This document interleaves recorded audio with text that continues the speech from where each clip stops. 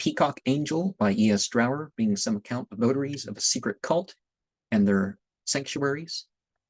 Appendix B, birth.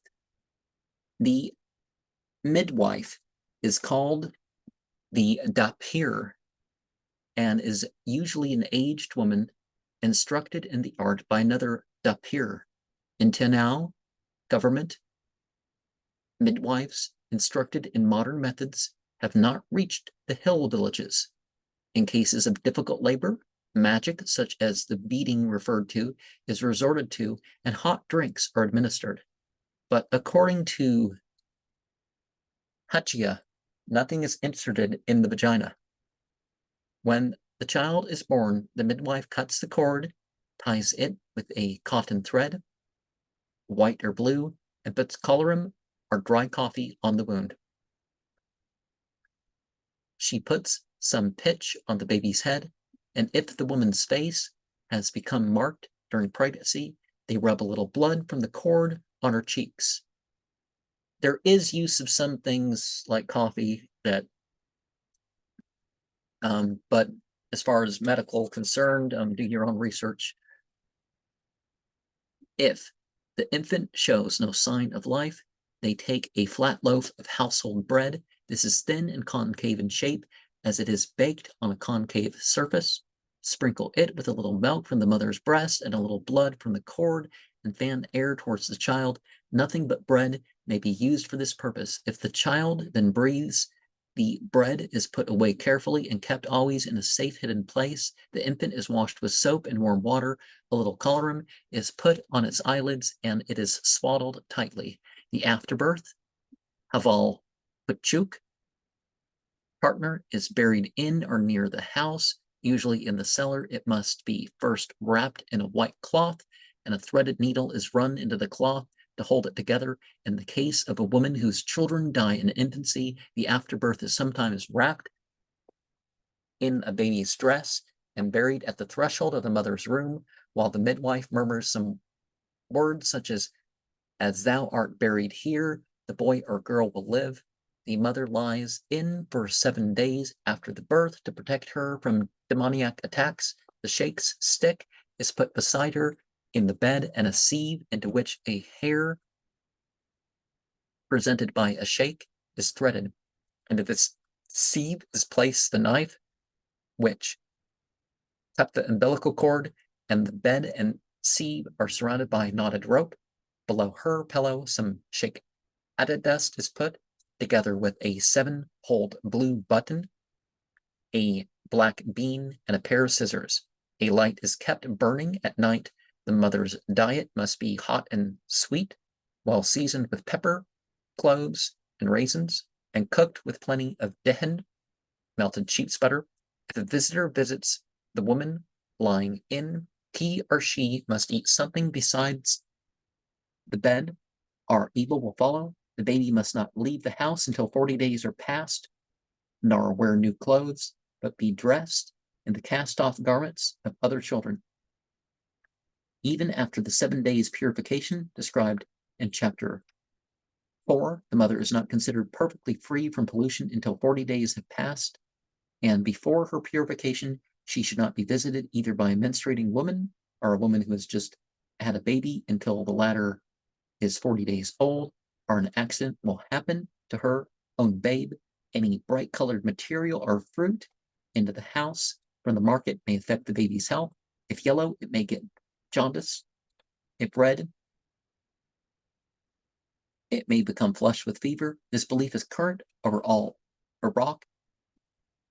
In the south, it is called kebsa or chepsa. See E.S. Drower's article on woman and taboo in Iraq. In the Iraq, the Journal of the School of Archaeology, Iraq, Volume 5, 1938, page 155.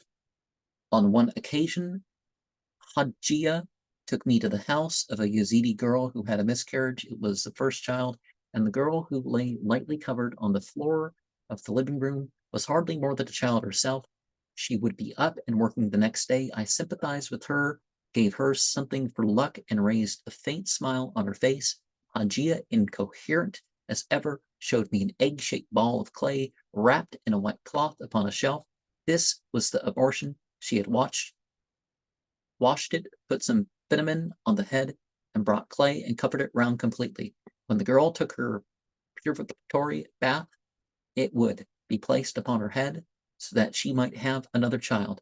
The afterbirth would be treated as usual, that is, wrapped in white wool and buried with the threaded needle. But the abortion would be buried in the house near the threshold stone after the ceremony described above, with a stone placed above it, little grave under the soil of the home. Thus the disappointed mother would come and go over it and conceive and bear a living child. Now, we notice, of course, some of these things are magical and symbolic, and to some, the angels are their demons and that sort of thing. So perhaps we need to look at that a little bit. And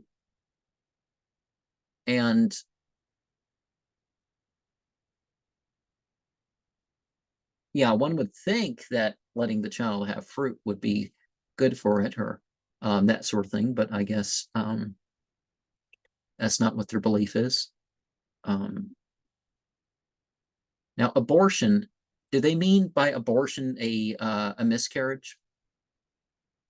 Because it doesn't seem anything about them talking about what was okay, so I'm going to include the glossary of words. Baba Sheikh, the name given to the head of the Yazidi religious organization. Borgurl, or burgle, crushed wheat. Daf, a tambor. Debka, a mountain dance. Gopal, a staff. Gabana, Apis. Khatun, lady. Kochek, a Yazidi ascetic of lay birth. Mazar, a place of pilgrimage. Shrine. Mir, a prince. Mukhtar, hetman. Pir, a Yazidi priest, second in rank to the sheikh. Al-A, stronghold fortress.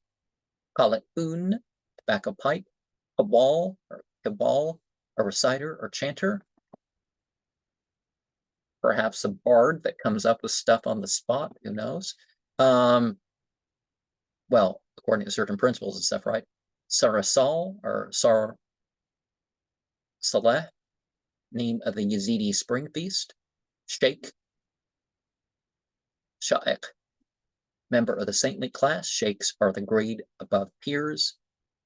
And so the midwife is of religious title. Shabab, the pipe played by the Qawwals, and, well,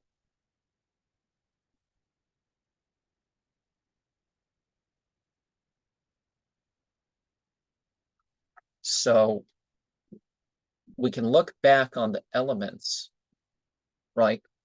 Okay. Some of it you could say is related to a balanced diet. The blue button with 7 holes is kind of an awkward thing, but how are the 7 holes placed? Is it one with 6 around it? Again, indicating the 21 paths, right? And burning the light all night, that would have some significance.